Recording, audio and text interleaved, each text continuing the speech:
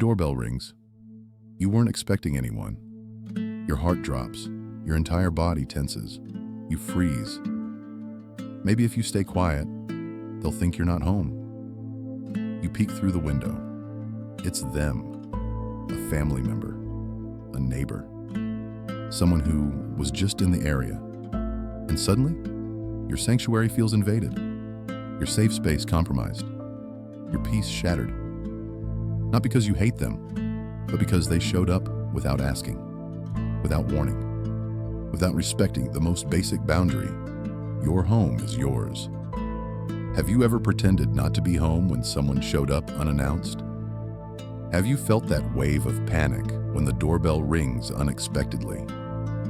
Comment below, because if you're watching this, you need to know something liberating. You're not antisocial. You're not rude. You're not overreacting. You're protecting something sacred. And that's not just okay, it's necessary. There are 4 types of people who can't stand unexpected visitors. And each type reveals something profound about boundaries, autonomy, and the right to control your own space. If you identify with any of them, subscribe now, because we validate your need for privacy and your right to exist without performing for surprise audiences. Let's start with the first type, those who finally understand that their home is their sanctuary, not a public space. For years, maybe decades, you accepted it. People dropping by unannounced. I was in the neighborhood. The door was open. I thought you'd be happy to see me. And you smiled. You let them in. You made coffee. You played host even though you were exhausted, even though you had plans, even though every fiber of your being wanted to say, now is not a good time. But something shifted. Maybe it was the day someone showed up while you were having a breakdown. Maybe it was the time you were sick, vulnerable, not presentable, and had to scramble to look acceptable. Maybe it was just the accumulated weight of years, never being able to fully relax in your own home because at any moment someone might show up and demand your time, your energy, your performance. You realized something fundamental. Your home isn't a semi-public space. It's not a place where people have automatic access just because they're family, or neighbors, or friends. Your home is the one place on earth where you should never have to perform, never have to be on, never have to manage someone else's needs or expectations. It's where you decompress from the world, where you drop the mask, where you exist in your most authentic, unguarded state. Psychologically, this is called territorial boundary enforcement. Your home isn't just a physical space. It's an extension of your psychological boundaries. When someone violates it without permission, they're not just being inconsiderate. They're communicating that their desire for access matters more than your need for consent, that their convenience trumps your autonomy, that you don't get final say over who enters your private space and when. And once you see that clearly, you can't unsee it. So you start saying, no, this isn't a good time. Next time, please call first. I'm not available for visitors today. And you know what happens? They act offended, hurt, confused. But we're family. I was just trying to be nice. You never used to be like this. And that tells you everything, because people who respect boundaries don't get angry when you enforce them. They apologize for overstepping and adjust their behavior.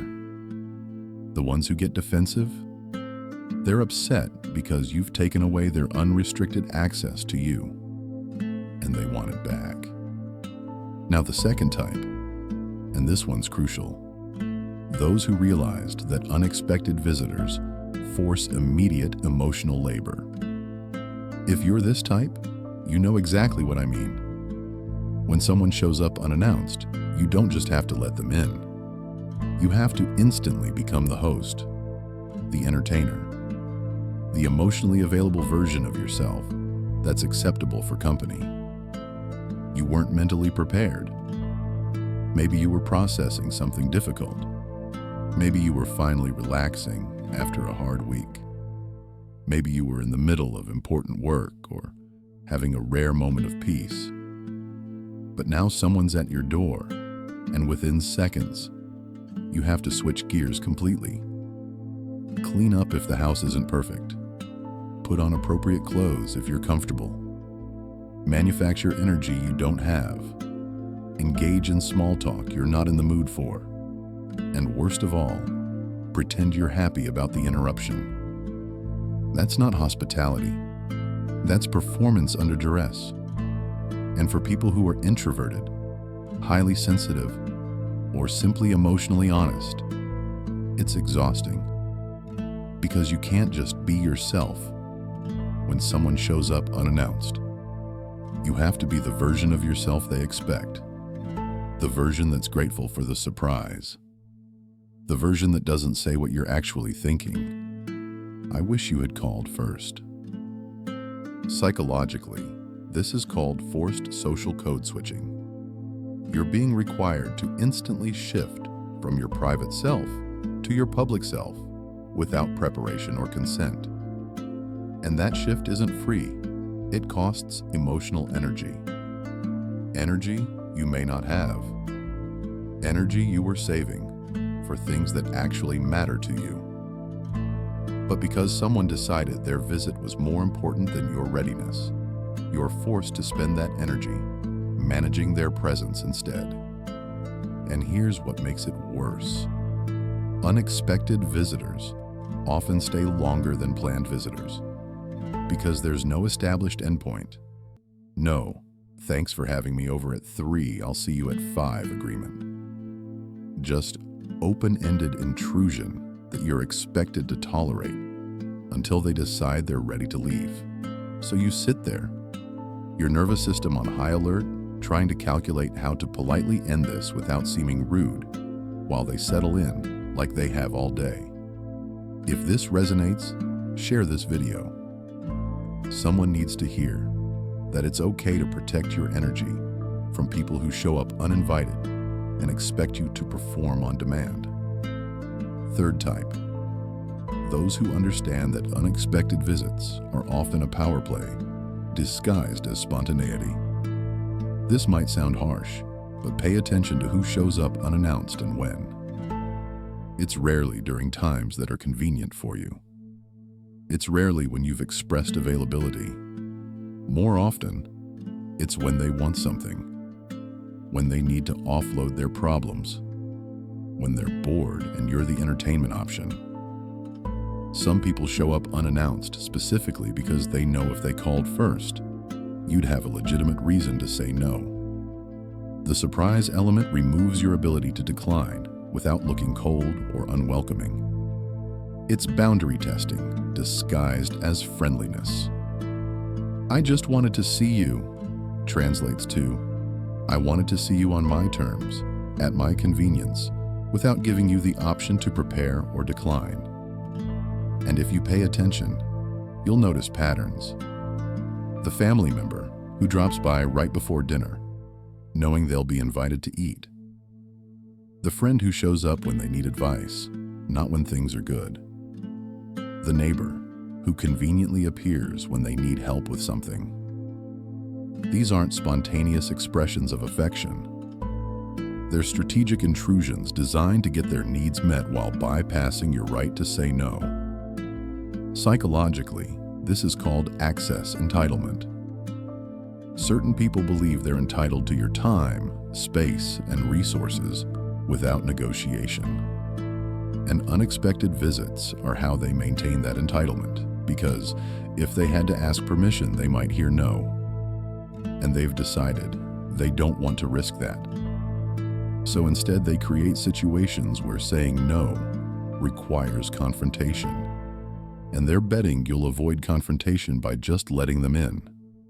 Once you recognize this pattern, everything changes. You stop feeling guilty for not answering the door.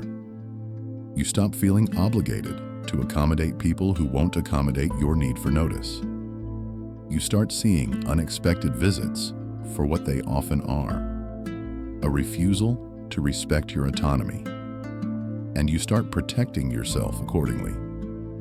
And finally, the fourth type.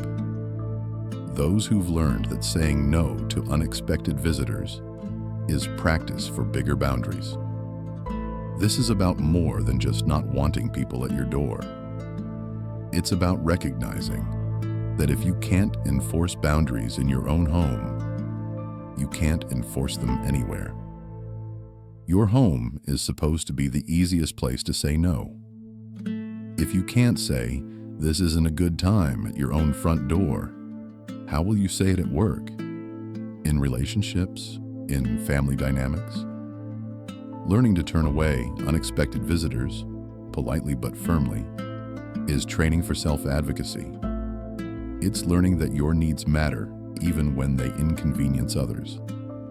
That your comfort in your own space takes priority over someone else's desire for access. That you don't owe anyone your immediate availability just because they showed up. Some people have gotten comfortable with this. They don't even feel guilty anymore. Someone rings the bell unannounced. "Hey, I'm actually in the middle of something. Can we schedule a time that works for both of us?" No elaborate excuse. No apology for existing in their own home on their own terms. Just clear, calm boundary enforcement. And the people who respect them, they apologize and text next time. The people who don't, they complain to others about how unfriendly they've become. And that tells you everything you need to know about who respected you and who just wanted access. People will judge you. They'll say you're antisocial, unfriendly, that you've changed. And you have changed. You've stopped prioritizing other people's comfort over your own peace. You've stopped pretending that spontaneous intrusions are the same as genuine connection.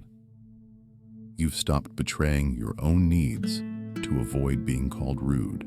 So which type are you? The one who finally claimed their home as sanctuary? The one who refuses to perform under emotional ambush? The one who recognized the power play? Or the one who's using this boundary as practice for bigger ones? Comment below. Your story might help someone else stop feeling guilty for wanting control over their own space. And if this video validated your feelings about unexpected visitors, share it now. Send it to someone who needs permission to protect their home, their peace, their right to exist without surprise audiences. Because sometimes we need to hear that boundaries aren't mean, they're necessary. And your home is the one place you should never have to justify them. Subscribe if you believe your door isn't a public entrance, your time isn't everyone's property, and your peace matters more than their convenience. We validate your right to notice, to preparation, to consent before someone enters your space.